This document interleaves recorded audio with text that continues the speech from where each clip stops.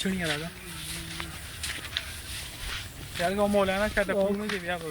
تاسو کوشته کمزور يم ډیر زیاتې او بیا به پیدل ګرځېدو يم نه نمونه هم دوه وتې ټیکدار را مخکې شه خپل منظر دانه شه بغونه ورته وخایا باغات ورته وخایا دا ډونګه ګلی ګوره ګری خو دې خاجي سي ورمو کاغه جوار باغات دي پای شوګران جوار باغات پیپل باغات دي د شوی باغات دي دا دې سیټ ته زموږ هغه باغونه شلتالانو د زموږ مېوشته دانه کومه یو دغه خو زموږ زموږ ودا ته کوي شي سیوانو باغونه دي شریعه خرمانو باغونه دي افغانستان والا ځان نن کابلیان جوړ کړي باغات شاته خان وزیر د غازورو باغ دی سری سری غازوري پکې وزران کوي او دا په طرف چې کوم دی او په طرف چې کوم دی موږ مخکې پهلوان روان دی او بس موږ خو هیڅ نشته او دغه مال ګوره باغ دی دا شینو باغ دی او دا موږ روان دی امیر صاحب او د نیر نه لاندې د زموږ د ګوړې دغري غاڼې دي د ګوړې غاڼې نه ګوړه پکې وپاسو غانو نه جوسو پاسو بیا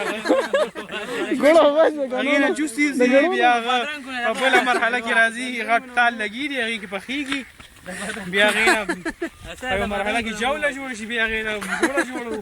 غونډاري خلک نه دي څوک مسره دار جوړ څوک ساده جوړ د کلی خسته ماحول دی خسته فن کوي او ما سره طالب را روان دی ډیره متپس راغلی وي دا مونږ استولې و درس لپاره نو طالب خو یو مولای چې پروت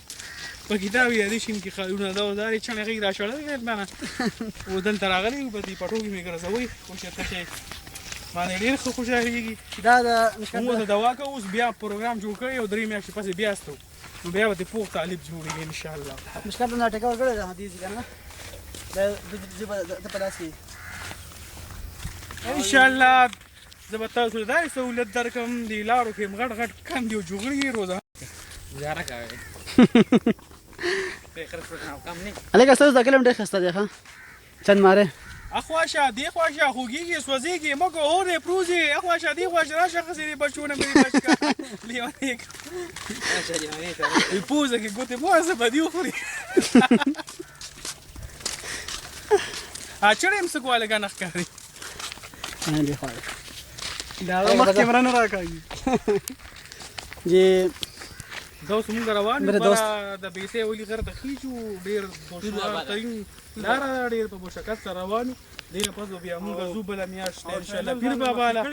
او ټیکدار را روان دي شاته مونږ سره لګ مدد کوي لا سره تا جوړې برم